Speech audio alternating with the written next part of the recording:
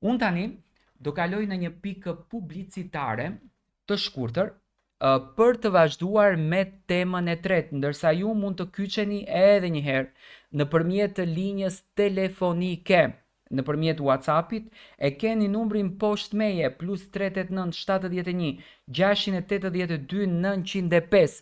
Është numri i cili ju mund të kontaktoni dhe ne të gjithë së bashku, unë edhe ju, të bashkëbisedojmë sepse unë jam live në kanalin Monitor TV. Do të thënë jam live me ju. Më ka ardhur një koment që më tërhoqi vëmendjen nga para se të shkojmë publicitet. Nga Muharrem Buduri, thot Tiron, pas ka pas frikë Egli me u ba nuse Kosove.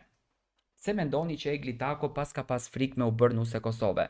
Tani unë mendoj që Egli është një vajzë e cila e respekton traditën. Ajo po të kishte frikë të bëhet nuse Kosove, pasi që erdhi ky komenti, ajo nuk do të ishte veshur me veshjet tradicionale, ato kaftanet apo dimijet, sido që t'i quajmë, të Kosovës, nuk do të kishte bërë një fotosesion të bukur që tërhoqi një vëmendje të papar tek publiku shqiptar, nuk do ta kishte shijuar atë moment, dhe unë mendoj që kur ka dashuri të sinqert, nuk ka frikë të bëhesh nuse Kosove dhe Shqipërie, sepse mendoj nga ajo që Egli do të ndiqte rrugtimin e karrierës së saj, sa do të kishte jetuar në Kosovë. Ndoshta vetëm një të premte të shtun, apo ndoshta edhe vetëm një të diel.